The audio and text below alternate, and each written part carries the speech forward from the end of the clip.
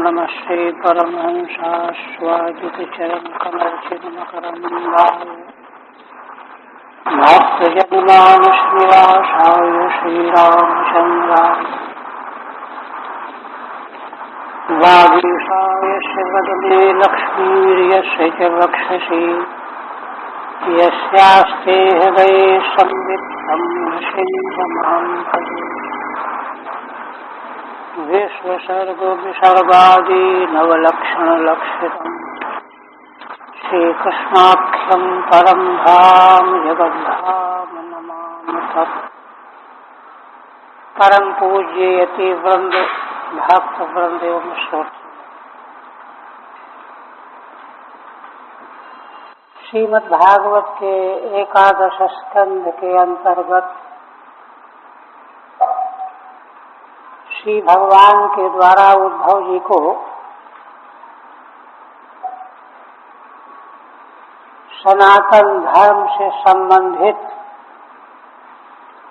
आश्रम धर्मों का निरूपण किया जा रहा है।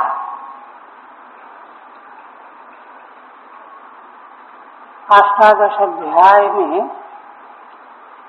पहले वानप्रस्थ धर्म और उसकी विशेषताओं का निरूपण किया गया।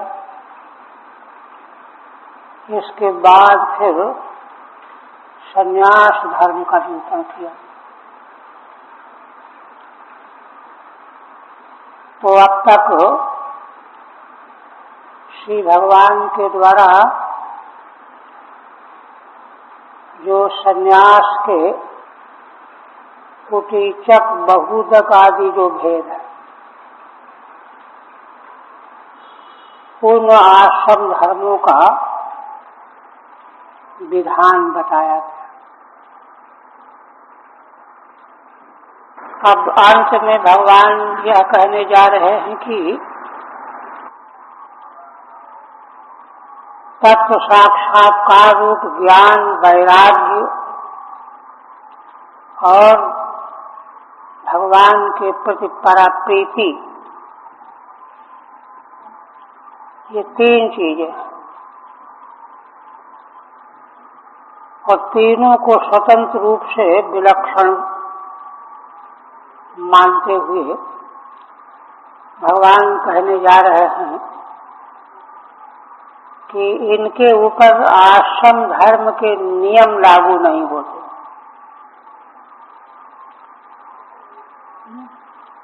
ये परमहंस कोटि में होते हैं। तो इसी का आरंभ 28वें श्लोक में हुआ था। ज्ञान निष्ठो विरक्तो वा मद्भक्तो वानपेक्षकः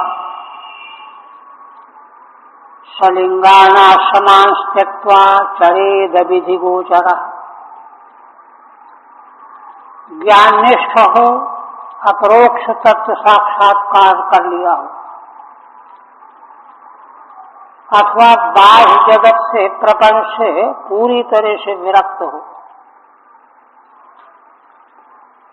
या मेरा भक्त हो और भक्त कैसा हो, अनपेक्षक,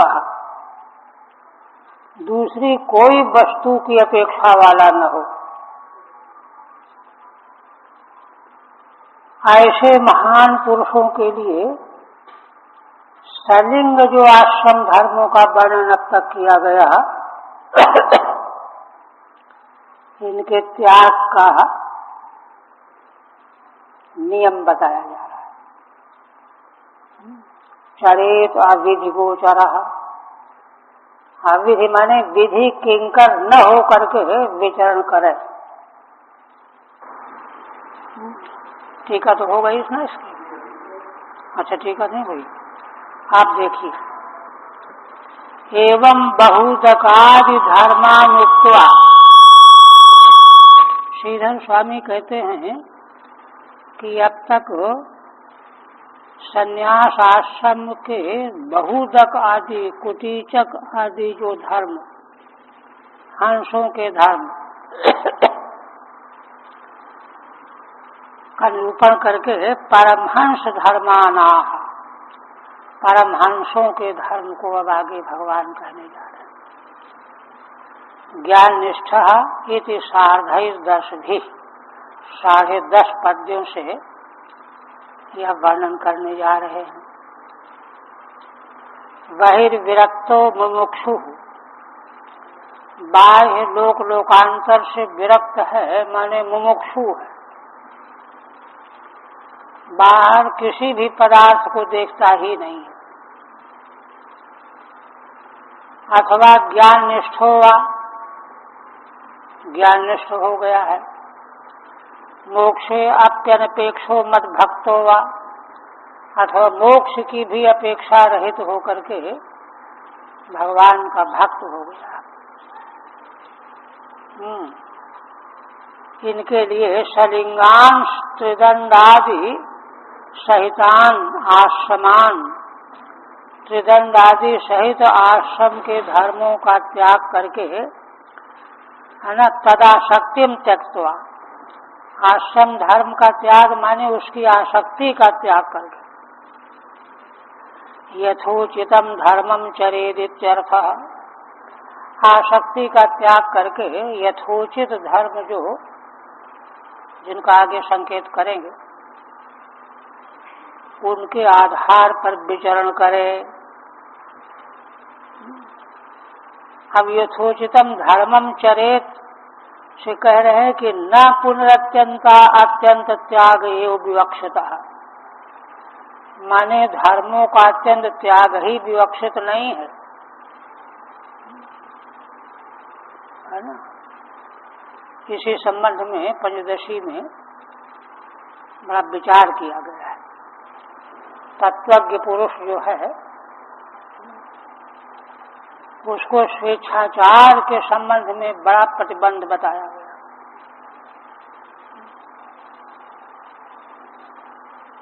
विद्यारण्य महाराज का वचन है,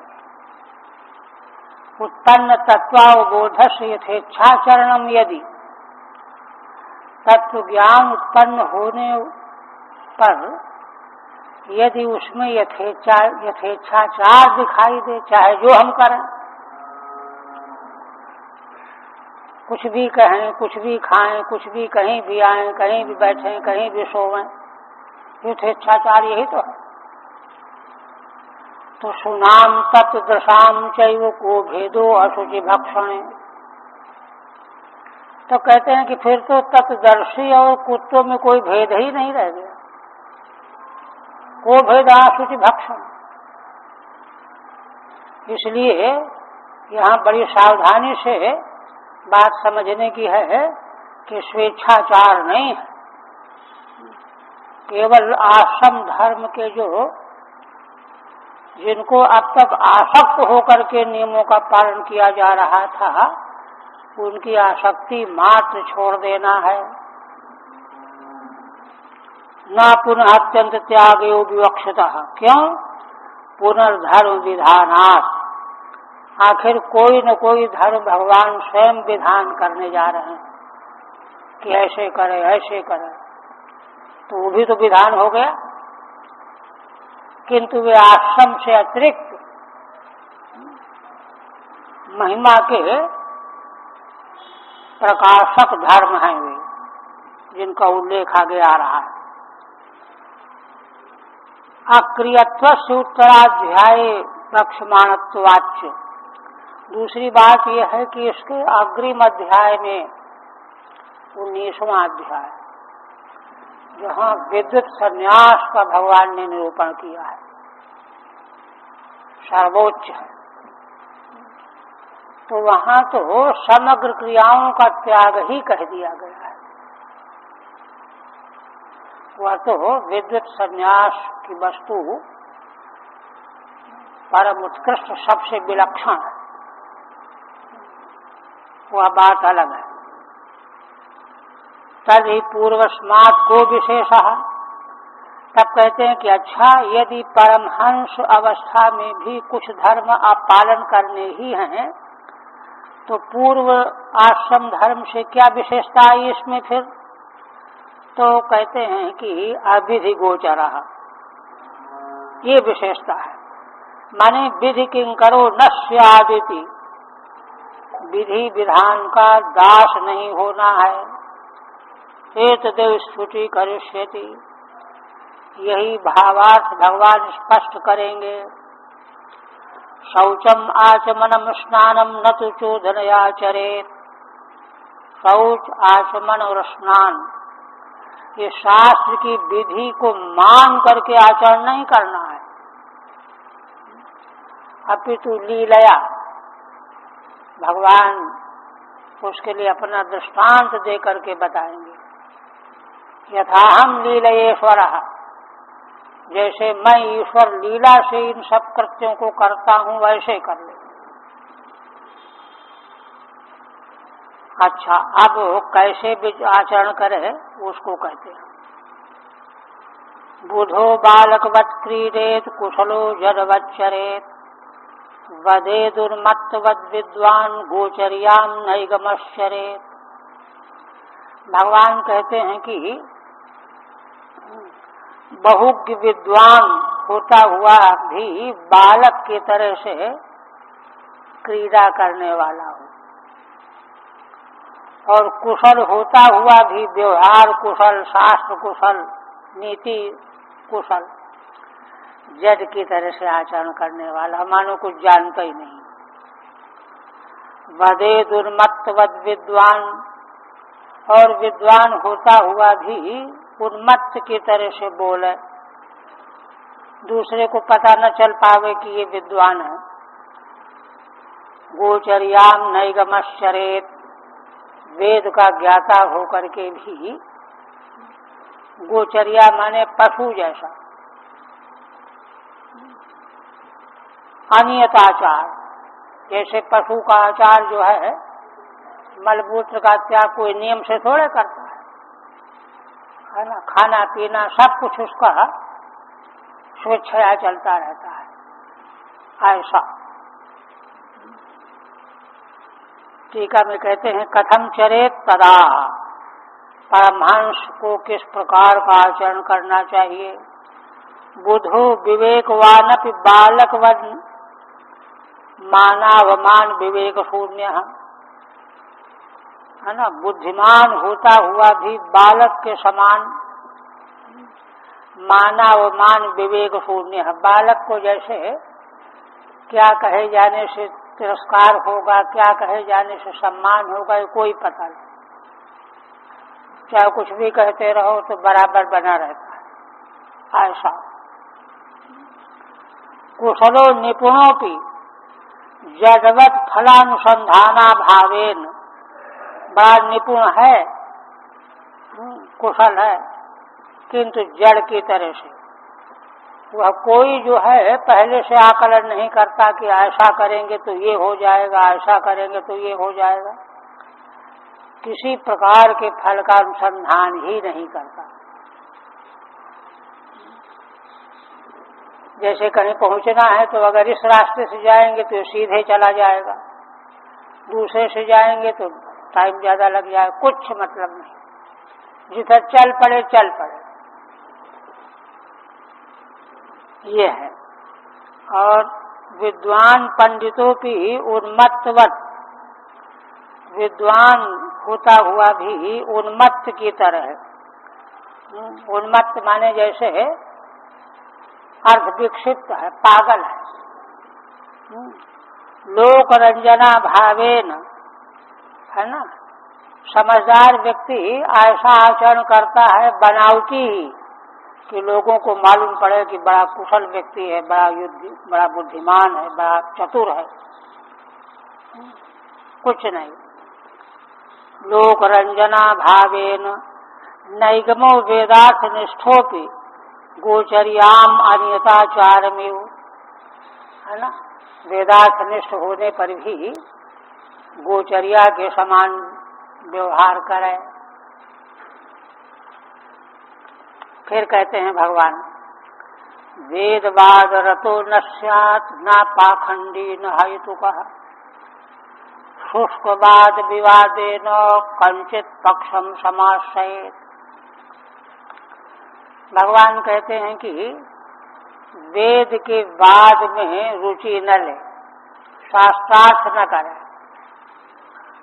और पाखंडी भी न हो। माने वेद बाह्य आचरण करने वाला भी न बन जाए कि भाई वेद बाद में रुचि नहीं है तो फिर कुछ भी करो, तो पाखंडी नहीं होना है।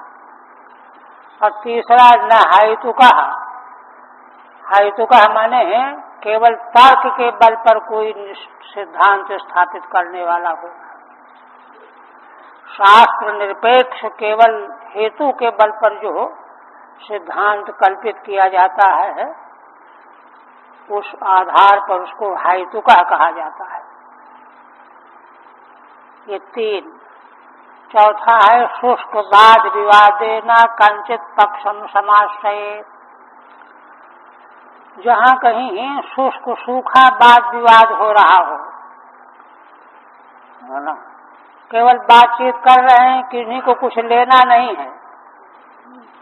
आस्तिक नास्तिक वाद को लेकर के लोग बात करने लगते हैं, किंतु उनको नास्तिक को आस्तिकता से कोई खास मतलब है न नास्तिकता से कोई मतलब है। वो सूखा वाद विवाद है, उसमें किसी पक्ष का आश्रय न ले, क्योंकि सब केवल समय पास कर रहे हैं। ये ठीक है। वेदवाद रतः कर्मकांड व्याख्यानादि निष्ठा।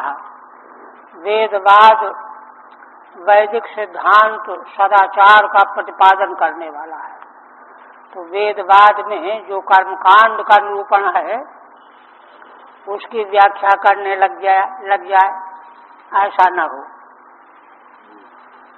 अच्छा, उससे अलग होकर के पाखंडी बन जाए, वेद से मतलब ही नहीं, ये भी नहीं। श्रुति स्मृति विरुद्ध धर्मानुष्ठानवान, श्रुति स्मृति दोनों से विरुद्ध धर्म के अनुष्ठान वाला न हो। हेतु का केवल तर्क निष्ठा, केवल तर्क से निर्णय करके कोई काम स्वीकार करना। शुष्क बाधे निष्प्रयोजन गोष्ठ्याम, ऐसी गोष्ठी जहाँ कोई प्रयोजन नहीं है, केवल समय पास करना है। यो विवादस तस्मिन, उसमें कोई पक्ष नहीं लेना चाहिए। फिर कहते हैं भगवान, नोद्विजेत जनात् धीरो जनम चोद्विजयेन्नतु अतिवादांस्थिति क्षेतो नाव मन्येत कंचन देहमुद्देश्य पशुवत वैरम कुर्यान्न केनचित्। भगवान कहते हैं कि धीर महापुरुष परमहंस किसी व्यक्ति के व्यवहार से उद्विग्नता का अनुभव न करे। नोद्विजेत जनात्, और स्वयं कोई ऐसी बात न कहे, ऐसा कार्य न करे कि दूसरा उद्विग्न हो जाए। न तो दूसरे से स्वयं उद्विग्न होवे, न दूसरे को उद्विग्न होने दे। अतिवादान स्थिति क्षेत्र, अतिवादान का मतलब दूसरे के वक्तव्य का पूरी तरह से खंडन करने वाला वाद। अतिक्रम्य वादा अतिवादा, दूसरा जो कह रहा है सबको पीछे ढकेल दिया, सब गलत बोलते हो, है ना। अतिक्रम वाद का तितिक्षा कर ले, सहन कर ले। नाव मन्येत कंचन, क्योंकि उससे क्या होगा, दूसरे का तिरस्कार होगा। किसी का भी तिरस्कार न करे। और देह मुद्देश्य पशुवत वैरम कुर्यान्न केनचित्, इस देह को उद्देश्य बना करके पशु के समान किसी के साथ वैर भाव नहीं पालना चाहिए। और तो स्पष्ट अतिवादान माने दुरुक्तानि, क्योंकि दूसरे के वक्तव्य का खंडन करेंगे तो उससे विलक्षण बात बोलनी पड़ेगी, खंडन होगा तो वही दुरुक्त हो जाएगा। इसी प्रकार से एक एव परो ह्यात्मा भूतेष्वात्मन्यवस्थितः, यथेन्दुरुदपात्रेषु भूतान्येकात्मकानि च। अब भगवान कहने जा रहे हैं कि देखो, समग्र विश्व में एक ही आत्मा है और एक ही देह है। पांच भौतिक देह भी एक और चैतन्य आत्मा भी एक एव परो ह्यात्मा भूतेषु आत्मनि अवस्थितः। समस्त प्राणियों में एक ही आत्मा अवस्थित है, वही आत्मा मेरे भीतर भी अवस्थित है। दृष्टांत दे रहे हैं, यथेन्दुरुदपात्रेषु भूतान एकात्मकानि च। जैसे सैकड़ों पात्रों में चंद्रमा का प्रतिबिंब 100 घड़ों में अलग अलग दिखाई दे रहा है, किंतु चंद्रमा जो प्रतिबिंबित हो रहा है वह एक है। ऐसे ही अनंत देहों में आत्मा का जो प्रकाश प्रतीत हो रहा है वह एक है। एकात्मकानि भूतानि पश्येत्। हमारा इसका उसका सबका आत्मा एक है, ये दृष्टि। ठीक है। आत्मदृष्टया तावत् वैर कारणम नास्ति। आत्मा की दृष्टि से वैर का तो कोई कारण है नहीं, क्योंकि वो तो एक ही है, दो तो है नहीं, एक एवेति, है ना। और देह दृष्टि से भी वैर का कोई कारण नहीं है। देह दृष्टियापि नास्तीत्याह भूतानि च देहा अपि कारण रूपेण एकात्मकानि। जितने भी प्राणियों के देह हैं वे सब पांच भौतिक हैं। तो पांच भौतिक होने से वे हमारा भी देह पांच भौतिक, अन्य का भी पांच भौतिक, इसलिए देह दृष्टि से भी एकत्व ही है। फिर कहते हैं ये दर्शन है, परमहंस महान पुरुषों का ये दर्शन होता है। अब क्रियाकलाप में नियम बता रहे हैं भगवान। अलब्ध्वा नाभिषीदेतो काले काले शनं क्वचित् लब्ध्वा हर्षेत् धृतिमान् उभयं दैवतंत्रतम्। भगवान कहते हैं कि देखो, समय पड़ने पर माधुकरी भिक्षा में कभी भिक्षा मिलती है, कभी नहीं मिलती समय पर। तो न प्राप्त होने पर विषाद न हो, और लब्ध्वा हर्षेत् धृतिमान्, और आसानी से उपलब्ध हो जाए तो प्रसन्न भी न हो, धैर्य धारण किए रखे। क्यों? भिक्षा मिलना चाहे न मिलना, ये दोनों दैव तंत्रतम, दैवाधीन है, प्रारब्ध के अधीन। दैव तंत्रतम दैवाधीनम यतः। तो कहते हैं फिर तो दैवाधीन है तो भिक्षा के लिए जाना ही क्यों, ये भी तो कोई तय कर लेगा।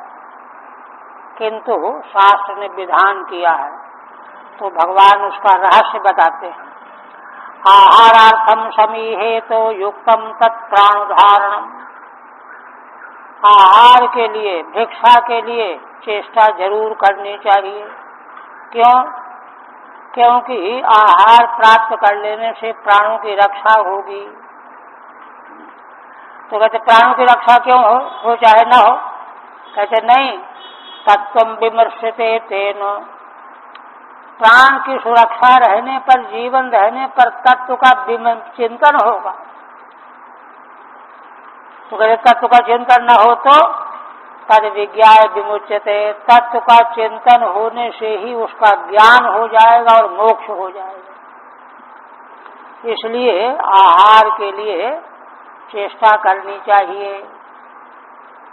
ठीक है। अलम तरहि भिक्षा प्रयत्न नापि। जब सब दैवाधीन ही है तो भिक्षा के लिए प्रयत्न क्यों करना? तब कहते हैं कि नहीं, आहार मात्रार्थम समीहे तयु, केवल पेट भरने मात्र के लिए अच्छी भिक्षा मिले, रबड़ी मिले, ये नहीं, केवल सही रक्षा के लिए, आहार मात्र के लिए। क्यों? यतः तस्य प्राणधारणम युक्तम सम्यक, क्योंकि उससे प्राण की रक्षा होगी। यह अच्छा काम है। कथम? तेन प्राण धारण तत्व विचार्यते, उसके द्वारा प्राण की रक्षा हो जाने तत्व का विचार किया जाएगा। किम तेनापि तत्व विचारेणापि किम तदा तद विज्ञाय, तत्व का चिंतन करने से मोक्ष प्राप्त होगा। आप कहते हैं अच्छा, यद्रक्षोपन्नान्नम अद्यात् श्रेष्ठ मुता परम तथा वासस्तथा शय्याम प्राप्तम प्राप्तम भजेन मुनि, है ना। तो जब अन्न की अनिवार्यता बताई गई तो ये है कि फिर जब ऐसा अनिवार्य है, उससे ये लाभ है, तो फिर मिष्ठान अच्छा भोजन क्यों न ढूंढा जाए? तो कहते नहीं, है ना। यदृच्छया उपपन्नान्नम, यदृच्छया अपन अकस्मात जो अन्न प्राप्त हो जाए भिक्षा में, अद्यात उसी का भोजन करे, श्रेष्ठम उता परम, चाहे उत्कृष्ट कोटि का हो चाहे सामान्य कोटि का हो। इसी तरह से केवल अन्न की ही बात नहीं, तथा वासः तथा शय्याम, वस्त्र जैसे मिल गए बस काम चलाओ, शय्या सोने की जगह, प्राप्तम प्राप्तम भजेन मुनि, है ना। अपने आप अन्न वस्त्र और शयन का स्थान जहाँ जैसा प्राप्त हो जाए उसी को स्वीकार करना चाहिए यति को। ठीक है। तद किम मिष्ठान्नादिकम अग्राह्य में, तो कहते हैं कि अच्छा जब आहार के लिए जाना जरूरी है तो मिष्ठान क्या न लिया जाए? कहते नहीं, कि नैव मुक्तमित्या, है ना। माने जो किसी ने कहा है कि मिष्ठान न ले, किसी ने कहा है, कहते नहीं, इसमें कोई जो है भेद नहीं करना है। ये तो छया जैसा मिल जाए, मिष्ठान मिल जाए, सामान्य मिल जाए, उसमें भेद नहीं करना। ये लेना ये नहीं लेना ऐसा नहीं। ऐसे वस्त्र और शयन, शौचम आचमनम स्नानम न तो चोदनया चरेत, अन्यांश नियमान ज्ञानी यथा हम लीलयेश्वरः। अब भगवान कहते हैं शौच शुद्धि, आचमन स्नान, है ना, शास्त्र की विधि के अधीन होकर के नहीं करना है।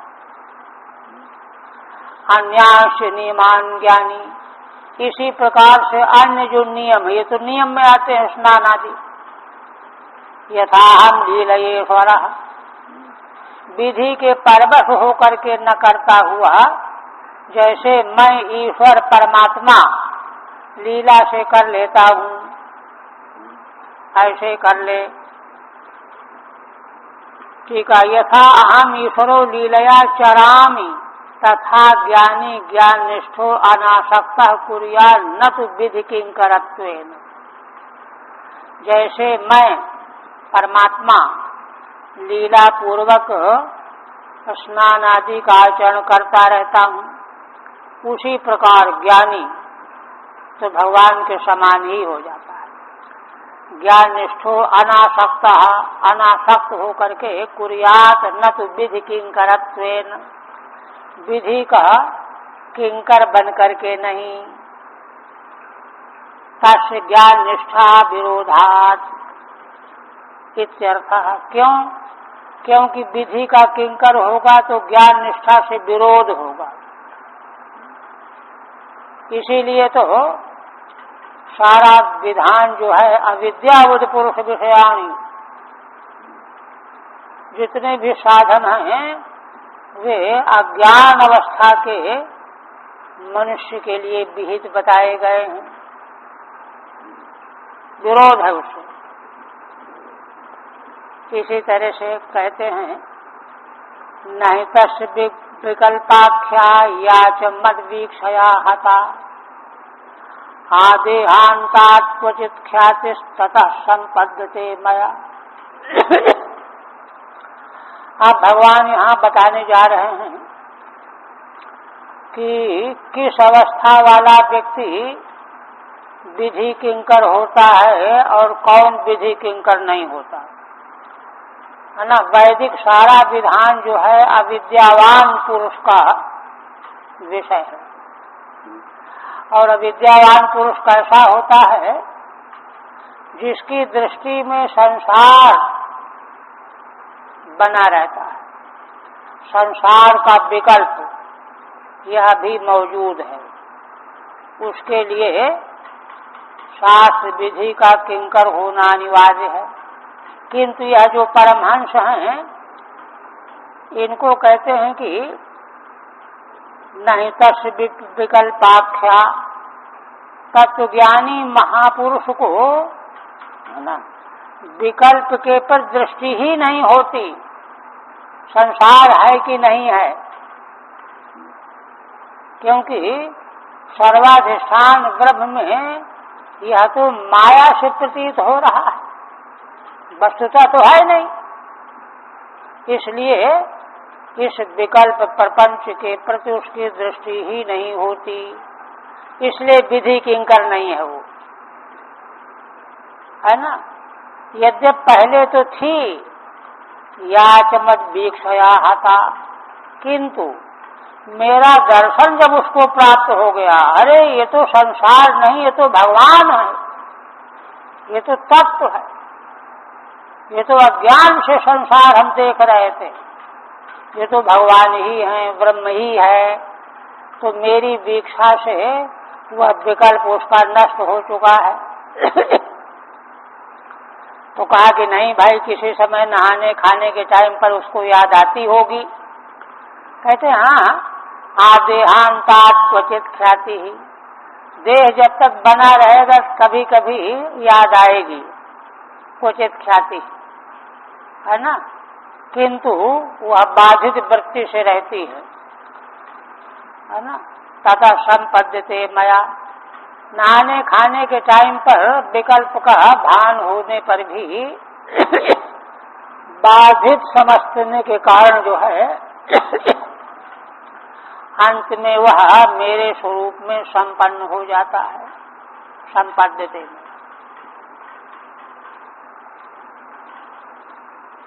ठीक है। कुतो विधि किंकरत्वा भाव। आप देखिए, परमहंस महापुरुष को विधि का किंकर नहीं होना चाहिए। तो विधि माने शास्त्र का विधान, तो उसके किंकरत्व का अभाव उसमें क्यों है। उस पर कहते हैं न हि तस्य विकल्पाख्या भेद प्रतीति ही, उसको प्रपंच रूप भेद की प्रतीति ही नहीं होती। नेह नानास्य किंचन नन्वस्ति सा। कहते कि नहीं नहीं, ऐसा कैसे कहते हो, है तो कहते हैं सत्यम या चाशीत सापि मद वीक्षया ज्ञानेन हता। थी पहले, है ना, जो पहले भेद दृष्टि थी वह भी मेरा दर्शन प्राप्त करके ज्ञान के द्वारा नष्ट हो गई है। यदि कहो कि नहीं नहीं, बीच में फिर उसको भेद दृष्टि आ जाती है, न आता पुनर्दृश्यमानत्वात्, फिर दिखाई दे जाती है भेद की प्रतीति। तत्रा आदेहांतात् क्वचित कदाचित बाधितैव ख्यातिर्भवति। अरे भाई, देह रहने तक खाने पीने के समय में कभी, है ना, भेद प्रतीति जो होने लगती है वह बाधित अवस्था में प्रतीत होती है, उसका बाध हुआ बनाए रखता है और अंत में मुझे प्राप्त कर लेता है। अब इस तरह से, है ना, निरूपण करने के बाद अब आगे एक साधन भगवान और बताने जा रहे हैं। देखिए, जिसको जो संन्यास का जो विधान जहाँ से वर्णन किया गया है, तो विवेक वैराग्य संपन्न होकर के आश्रम के नियम में बंध करके चलने वाला बहुदक आदि, उसके नियम और उस पर चलते चलते वह तत्व दर्शन प्राप्त कर लेता है, और उससे आगे पहुंचने पर परमहंस का धर्म क्या होता है ये बताया गया। किंतु अभी जिसको तत्व ज्ञान ही नहीं हुआ,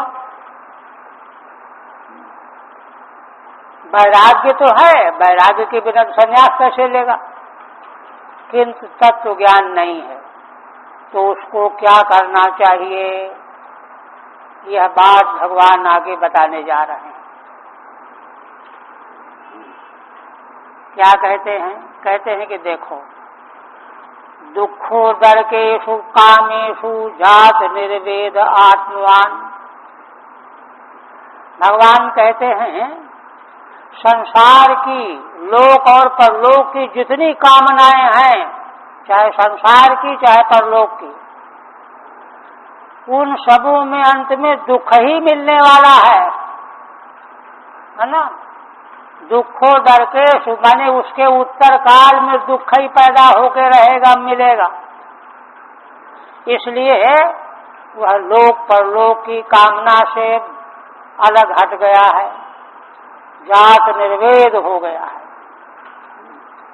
और केवल अपनी आत्मा में निश्चित हो गया है, वैराग्य हो गया।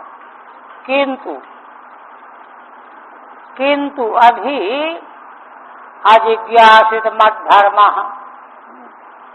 माने आत्मा का स्वरूप जब तक ब्रह्मात्मय के रूप में प्रकाशित नहीं हो जाएगा, तब तक खतरा टलेगा नहीं, वैराग्य हो जाने पर भी। तो उसको भगवान साधन बता रहे हैं। वैराग्य होने के बाद तत्व साक्षात्कार अगर अभी नहीं हुआ है, अजिज्ञासित मत धर्म, मेरे धर्मों का भी बोध उसको नहीं हुआ है, तो ऐसे साधक सन्यासी को क्या करना चाहिए? गुरु मुनि मुपाव्रजेत, है ना। ऐसे गुरु की सन्निधि में उसको रहना चाहिए, जो गुरु कैसे हों? मननशील हों, मुनि हों, अंतर्दृष्टि जिनकी हो, ब्रह्मनिष्ठ हो, उनके पास रहना चाहिए। अकेले बिल्कुल भी नहीं रहना चाहिए। ठीक है। तदेवं विरक्तस्य परोक्ष ज्ञानगतः संन्यासम। अब तक भगवान ने विरक्त वैराग्यवान और परोक्ष ज्ञान वाला, जिसको शास्त्र का ज्ञान तो हो गया है, अपरोक्ष नहीं हुआ है, उसका संन्यास धर्म बताया गया पीछे, धर्मांश चूक्त्वा, है ना। और जो अपरोक्ष ज्ञान कर लेने के बाद परमहंस की अवस्था का भी वर्णन कर दिया गया, ऊंची दशा है उसकी। किंतु केवलम वैराग्यवंतम, जिसको केवल वैराग्य तो है, लेकिन परोक्ष और अपरोक्ष दोनों प्रकार का ज्ञान नहीं है, तो उसको वैराग्यवंतम विविधिहुम, वह तत्व ज्ञान चाहता है ना। विविदिशा माने वेत्तुम इच्छा विविदिशा, मुझको वह आत्म तत्व का ज्ञान हो जाए। वैराग्य हो करके संन्यास लेकर के उसको गुरु के पास रहना चाहिए। विविदिशोम प्रत्याह दुखो दर के स्वेति न जिज्ञासितो मत धर्म, क्यों? है ना। मत प्राप्ति साधनम ये न, अभी उसको मेरी प्राप्ति का साधन मालूम ही नहीं है, इसलिए ऐसे साधक को गुरु के पास निवास करना चाहिए। और कब तक निवास करना चाहिए? देखिए, पूरी बात बता रहे हैं। तावत् परिचरेत भक्तः श्रद्धावान अनसूयकः यावद ब्रह्म विजानीयात् मामेव गुरुमाद्रतः। भगवान कहते हैं कि तब तक उन गुरु को भगवान की दृष्टि से देखते हुए उनकी सेवा करना चाहिए, श्रद्धा युक्त होकर के। अनसूयिका माने उनके पर दोष दृष्टि नहीं करनी चाहिए कि ये तो ऐसे रहते हैं वैसे रहते हैं, कुछ नहीं।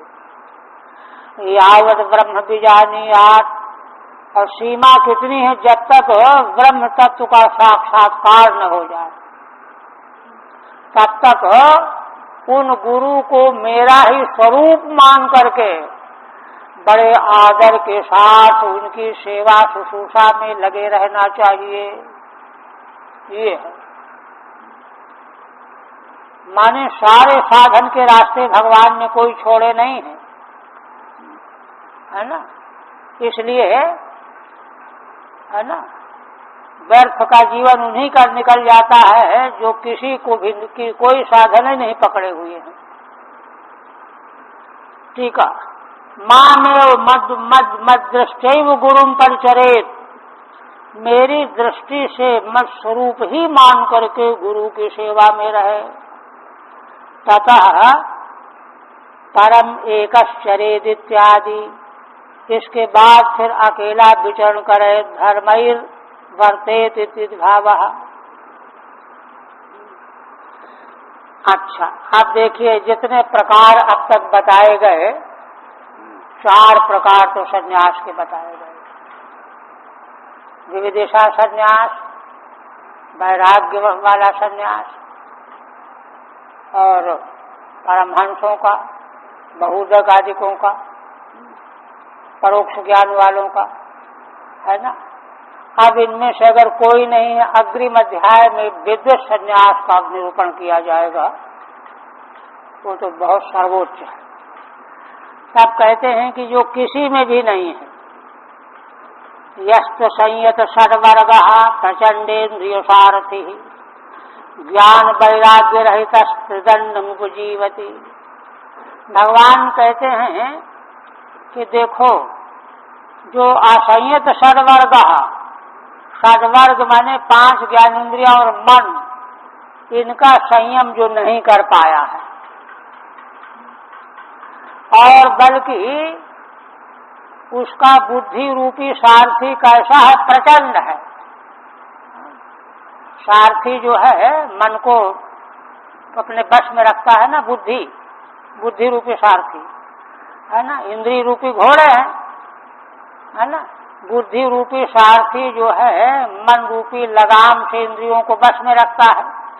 किंतु जो ऐसा है कि इंद्रियां बस में नहीं, मन बस में नहीं, और बल्कि बुद्धि भी उन्हीं के बस में हो गई है, इंद्रिय और मन के। अच्छा, कहाँ चलना चाहे तो चलो उधर ही चलते हैं, ऐसा जो बना हुआ प्रचंड इंद्रिय सारथी। ये देखिए, वो तो रास्ता ही अलग है। मतलब ज्ञान वैराग्य रहता है, क्यों? न उसको ज्ञान है न वैराग्य है। त्रिदंड उपजीवती, वह तो केवल जीविका चलाने के लिए त्रिदंड धारण किए हुए है, भगवान कहते। ठीक है। अनधिकारिण, अभी उसको संन्यास का अधिकार ही नहीं है जो ऐसा न विविदिशा में आएगा, न विद्वत में आएगा, न परोक्ष ज्ञानी नहीं है, वैराग्य ही नहीं है। अनधिकारिण संन्यासम निंदति, 2 श्लोकों से भगवान उसकी आलोचना कर रहे हैं गड़बड़ी से बचने के लिए। शास्त्र निंदा जो है विधेय की स्तुति के लिए करता है, निंदा के लिए नहीं करता। यह स्थिति प्रचंडो अत्यासक्त इंद्रिय सारथिर बुद्धिर यशः, इंद्रियों को चलाने वाला सारथी माने बुद्धि, है ना, प्रचंड है, अत्यासक्त है, विषय भोगों में आसक्त है। अगर वह संन्यास लेता है तो केवल खाने पीने के लिए लेता है, उसकी हालत क्या होगी? भगवान कहते हैं कि 2 प्रकार के संन्यास होते हैं। एक संन्यास जो है वो कर्म से, कर्म से, तीन को धोखा दे रहा है। सुरान एक, आत्मानम अपने को दो, और आत्मस्थम माम च, मैं आत्मा में मैं भी बैठा हुआ हूँ, अंतर्यामी परमात्मा मुझको भी वह धोखा दे रहा है ना। माम च क्यों? धर्म धर्म का नाश करने वाला है, क्योंकि आश्रम धर्म ही नहीं है उसमें, न वर्ण धर्म न आश्रम धर्म, कोई धर्म नहीं है, तो धर्मम हंति धर्महा हो गया। इसलिए तीन को धोखा देने वाला है, देवताओं को, अपनी आत्मा को और भगवान को, है ना। आप विपक्व कसायोस्मात्, क्यों? उसके कसाय अभी पके नहीं हैं, इसलिए उसका परिणाम क्या होगा? तीन को धोखा दे रहा है, उसका परिणाम होगा अस्मात् अमुष्मात् च विहीयते, ना तो इस लोक में उसको कुछ मिलेगा और न परलोक में उसको कुछ मिलेगा। दोनों से जो है वह पतित हो गया है। ठीक है। सुरान, है ना, देवताओं को धोखा देना क्या है ना। देवता लोग तो विघ्न करते हैं ना संन्यास लेने वाले को, है ना, किंतु उसको विघ्न नहीं किया तो वो तो बर्बाद हो जाए, होने वाला है। सुरान यष्टव्यान, जिनका यजन पूजन करना चाहिए उनको धोखा दे रहा है, संन्यास में सत्याग हो गया है। देवान आत्मानम च, और अपने को भी, आत्मानम और आत्मस्थम माम च, आत्मा में अंतर्यामी रूप से मैं विराजमान परमात्मा मुझे भी, निनुते मने प्रतारयत, धोखा दे रहा तीन को। अच्छा, प्रताड़ना करने से, धोखा देने से क्या मिलेगा? निन्हव फलमाह, प्रताड़ना का फल क्या होगा? अस्मात् अमुष्मात् च विहीयते, ना तो इस लोक में कुछ मिलेगा और ना अमुष्मात् परलोक में उसको कुछ मिलेगा। यहाँ तक जो है भगवान ने धर्मों का निरूपण करके अब एक बात और कही, है ना। चारों आश्रमों के मुख्य मुख्य धर्म कौन कौन हैं? कम से कम उन मुख्य मुख्य धर्मों को पकड़ के रखना चाहिए, उसमें चूक न हो तो बात बन जाएगी। भिक्षुर धर्म समूह अहिंसा, सन्यासी का धर्म है सम माने मनोनिग्रह, और अहिंसा माने किसी जीव को दुख न पहुंचना। ये दो चीजें हो जाएंगे तो बन जाएंगे। तप एक शाम बनव कसा, और वानप्रस्थी के लिए तप और सर्वत्र परमात्मा का अवलोकन दर्शन, परमात्मा दृष्टि, तत्व दृष्टि, ये दो अगर हैं तो और कुछ कमी रहने पर भी बात बन जाएगी। गृहिणो भूत रक्षेज्या, गृहस्थ का क्या है? प्राणियों की रक्षा और देवता ऋषि तर्प और पितरों का पूजन तर्पण, ये दो हैं मुख्य, है ना।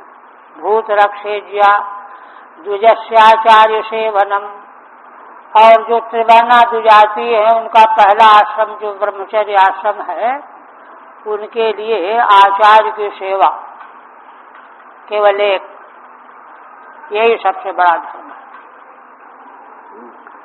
दो और एक, ये अगर कम से कम बने रहें और सब में शैथिल्य हो जाए तो भी बात बिगड़ेगी नहीं, लेकिन अगर ये चले गए तो सब चला गया।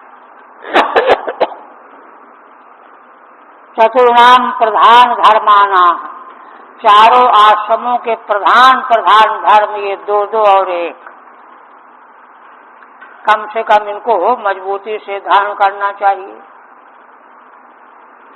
कहते हैं अच्छा, ब्रह्मचर्यम तपः शौचम संतोषो भूत सौहृदम, गृहस्थस्यापृतौ गन्तुः सर्वेषां मदुपासनम। आप कहते हैं कि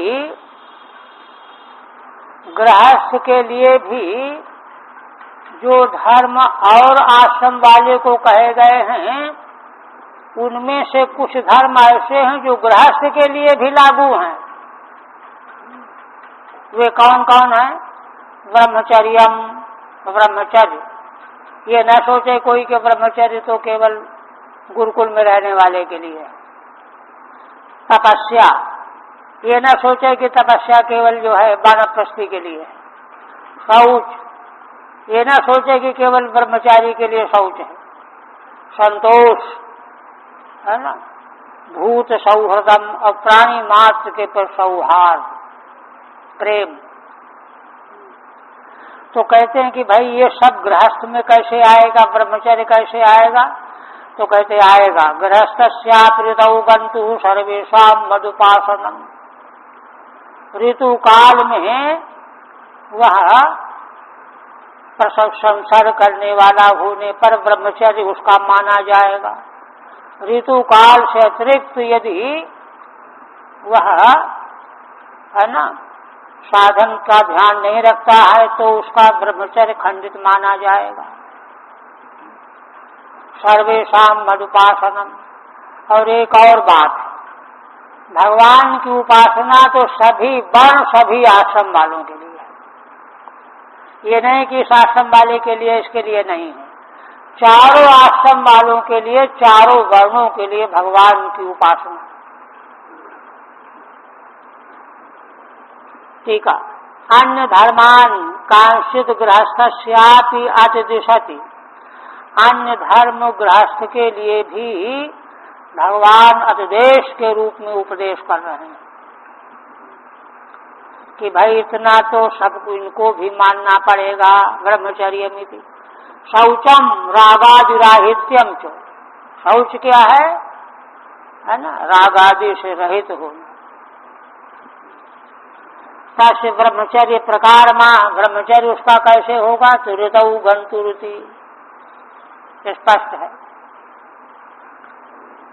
इति मां यः स्वधर्मेणो भजन् नित्यम् अनन्य भाक् सर्वभूतेषु मद्भावो मद्भक्तिं विन्दते चिरात्। अब भगवान उपसंहार कर रहे हैं। उद्धव जी का जो प्रश्न था 2 अध्याय में उपदेश करने के बाद उपसंहार करते हैं। कहते हैं उद्धव जी ने प्रश्न क्यों किया था? इसलिए किया था कि वैदिक सनातन परंपरा के धर्मों का पालन करने से भगवान की भक्ति मिल जाती है। तो उद्धव जी ने देखा कि अरे लोग तो चारों ओर धर्म में लगे हुए दिखाई दे रहे हैं, खटापट में लगे हुए हैं, किंतु इनमें भक्ति किसी को नहीं आई। क्या बात? इसका मतलब यह है कि जिस तरह से धर्माचरण करना चाहिए वैसा ये नहीं कर रहे होंगे। इसलिए उद्धव जी ने प्रश्न किया कि भगवान आप बताइए कि कैसे धर्म का आचरण करने पर आपकी भक्ति मिल जाती है। इसलिए भगवान ने सारे धर्मों का, वर्ण आश्रम धर्म, सामान्य धर्म, विशेष धर्म का उपदेश किया। अब वहीं फिर आ रहे हैं। इति माम यः स्वधर्मेण, जो जो प्रकार बताए गए हैं वे अपने धर्म के अनुसार जो आराधना करेगा। भजन नित्य अनन्य भाग। देखिए यहाँ भगवान यह कह रहे हैं जिस मनुष्य का जो धर्म है उस धर्म का पालन करना ही भगवान का भजन है। यह है स्ववर्णाश्रम धर्मेण तपसा हरितोषणात् में भी यही बात है, यही भजन है। भजन नित्यम अनन्य भाग, नित्य भजन करता करने वाला माना जाएगा। अनन्य भाग, अन्य की ओर दृष्टि न ले जाए। सर्वभूतेषु मद भावो मद भक्ति बिंदते चिरात। ऐसे मनुष्य को अचिरात माने बहुत जल्दी ही सभी प्राणी मात्र में मेरा दर्शन होने लगेगा और मेरी भक्ति प्राप्त हो जाएगी। देखिए भगवान कितने विश्वास के साथ कह रहे हैं कि यह पक्का रूप से हो जाएगा। हाँ? अब जो अभागे हैं उनको विश्वास न हो, बात अलग है। एवं भूत वर्णाश्रम धर्म फलमाह, ऐसे जो वर्णाश्रम धर्म का निरूपण किया गया, इनका फल इति मामिति दृढ़ मत भक्ति विन्दते, निश्चित रूप से भगवान की भक्ति मिले बिना नहीं रहेगी। अच्छा, फिर कहते हैं अब भक्ति मिलने से क्या हो जाएगा?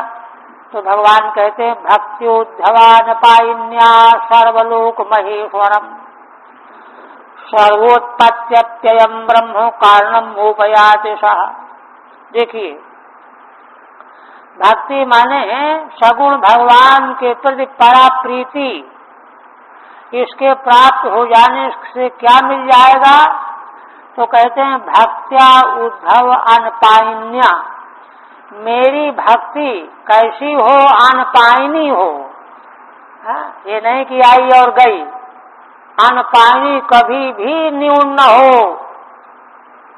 रागानुगा प्रीति, परा प्रीति, एक क्षण के लिए भी न्यून न हो। उस ऐसी मेरी भक्ति के द्वारा सर्वलोक महेश्वरम, देखो मैं सारे लोकों का महान ईश्वर हूँ, परमात्मा हूँ, नियामक हूँ, सब मेरे अधीन है, मैं ही सर्वे सर्वा हूँ।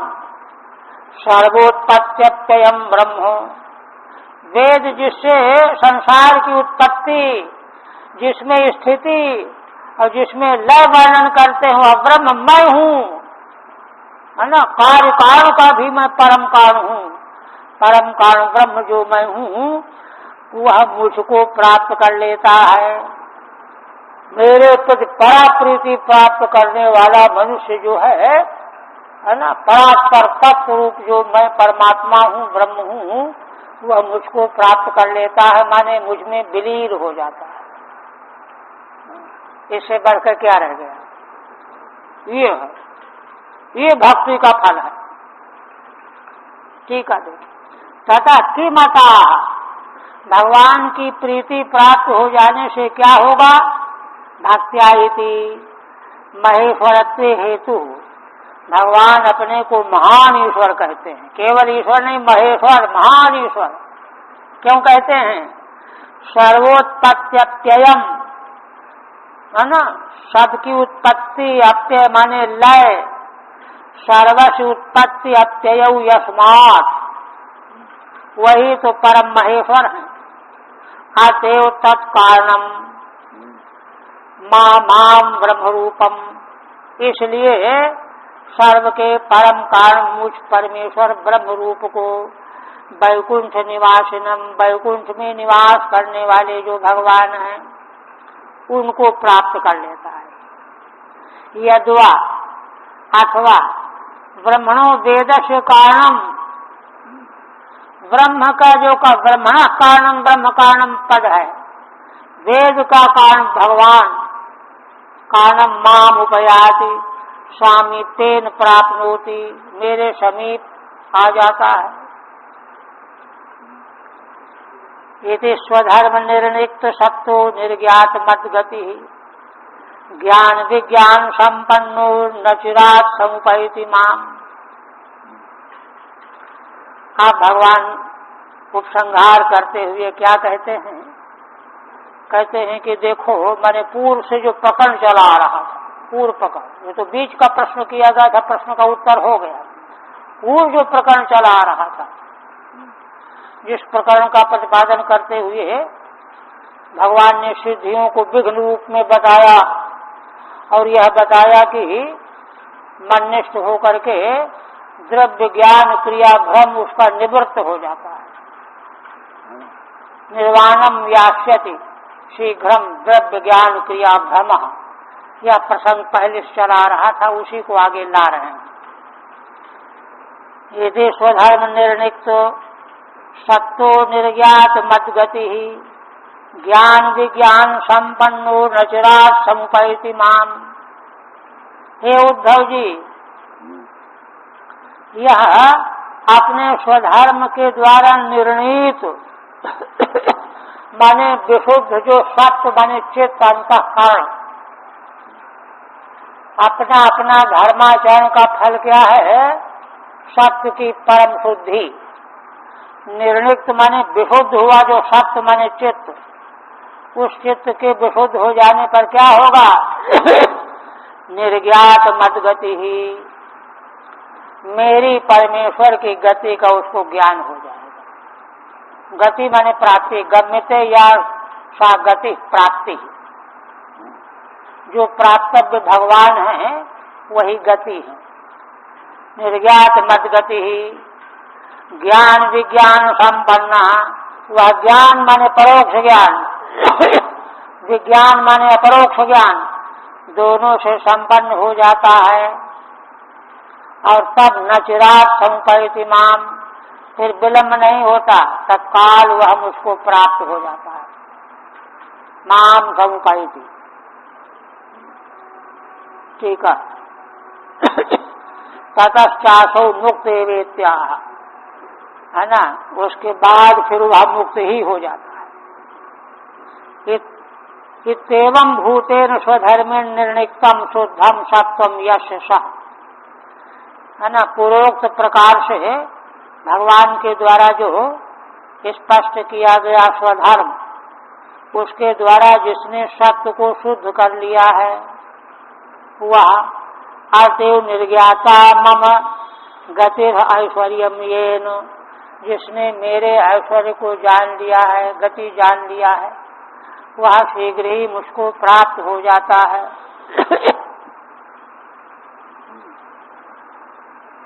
वर्णासंगताम धर्म एष आचार लक्षण, साएव मद्भक्तियुतो निःश्रेयस करः परः। उपसंहार करते हुए भगवान कहते हैं कि हे उद्धव जी, देखो, यह वर्ण और आश्रम के मार्ग पर चलने वाले जो मनुष्य हैं, उनका यह धर्म आचार जिसका लक्षण है, इस धर्म में क्या है? ऐसे करना, ऐसे करना, ये करना, ये करना, आचार लक्षण धर्म है। साएव मद्भक्ति युतः, यद्यपि यह आचार रूप धर्म है, स्वधर्म, किंतु अगर इस धर्म के साथ में मेरी माने भगवान की भक्ति आ जाए, सैव मद्भक्ति युतः, तो क्या होगा? निःशेष करः परः, तब तो परात्पर निश्चय माने कल्याण प्राप्त होके ही रहता है। क्योंकि असल में अपना अपना धर्माचरण ही अंतिम में भगवान की भक्ति जागृत करा करके फिर भगवान को प्राप्त कराने वाला होता है। सारे धर्म का फल ही भगवान की प्रीति भक्ति प्राप्त कर लेना है। ठीक है। सूक्ष्मर्थम संक्षिप्त्या, ऊपर कहे गए अर्थ को संक्षेप में एक वाक्य में भगवान कहते हैं, यएष आचार लक्षण पितृलोक प्राप्ति फल, यह आचार लक्षण वाला धर्म है ना। आचार लक्षण वाला फल जो है पितृलोक प्राप्ति फल है। क्योंकि देखिए, मैंने आगे 20वें अध्याय में इसका विस्तार से विवेचन आएगा।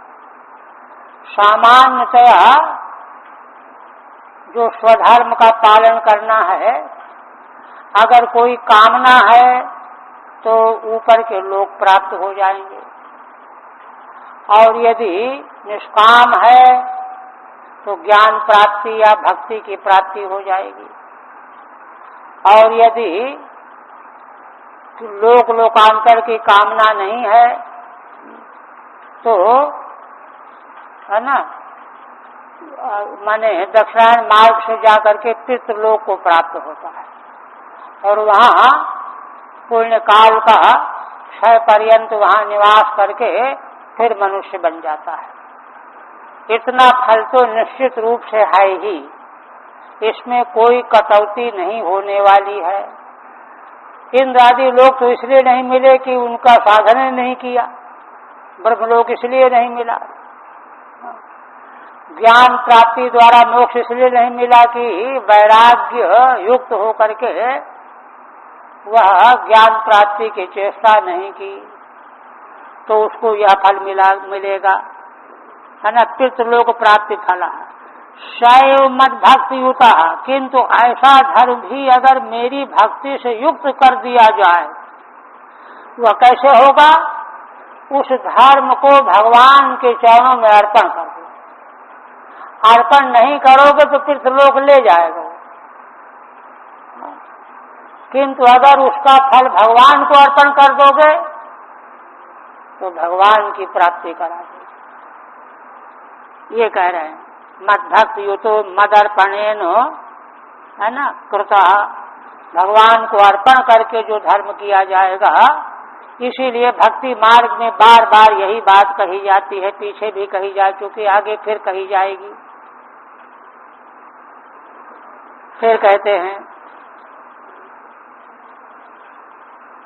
एतत्ते भीतम साधु भवान पृच्छति यच्च माम यथा स्वधर्म संयुक्तो भक्तो माम शमियात् परम।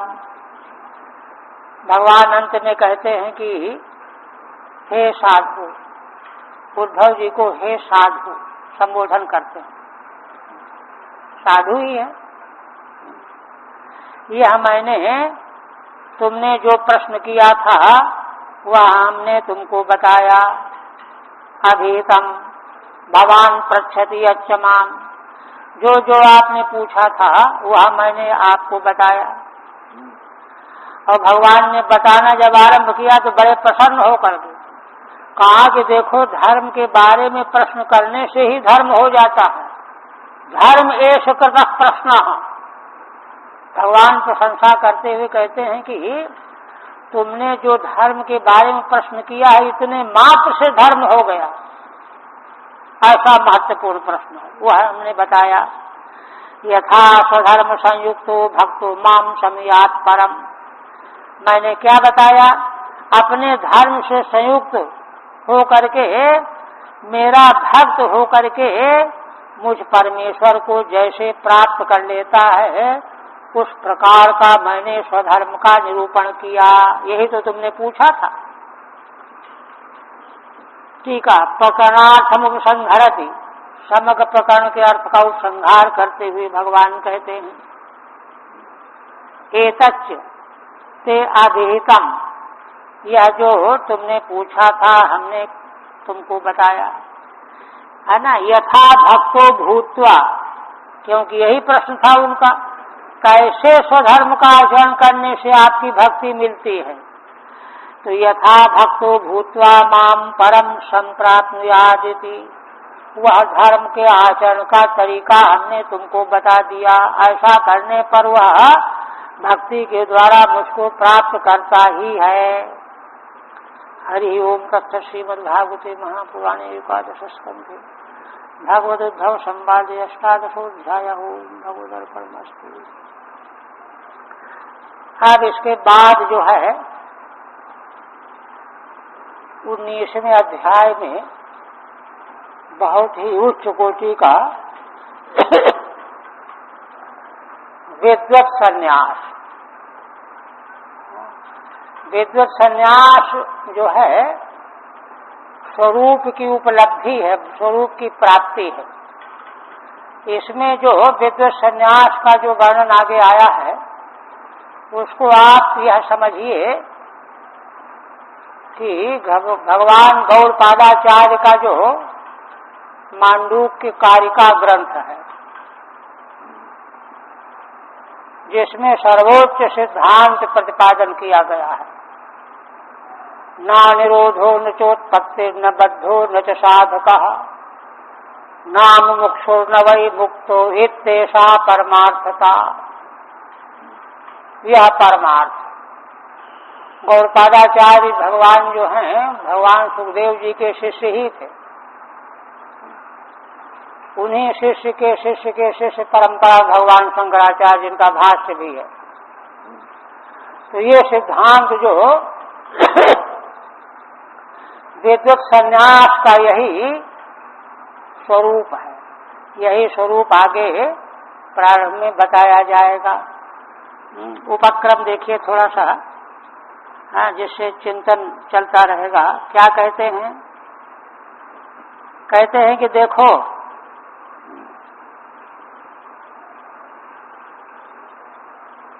ज्ञानादेर निर्णय पूर्वं कृतो ह्याश्रम धर्मतः अत्रोनविंशतितमे ज्ञानादेश त्याग उच्यते। श्रीधर स्वामी बता रहे हैं कि देखो, पीछे के अध्यायों में ज्ञान क्या है, वैराग्य क्या है, संन्यास आश्रम का धर्म क्या है, ये सब निर्णय कर दिया गया। वह ज्ञान कैसे प्राप्त होता है? पूर्वम कृतो ह्याश्रम धर्मतः, आश्रम धर्म का निरूपण करते हुए इसका निर्णय कर दिया।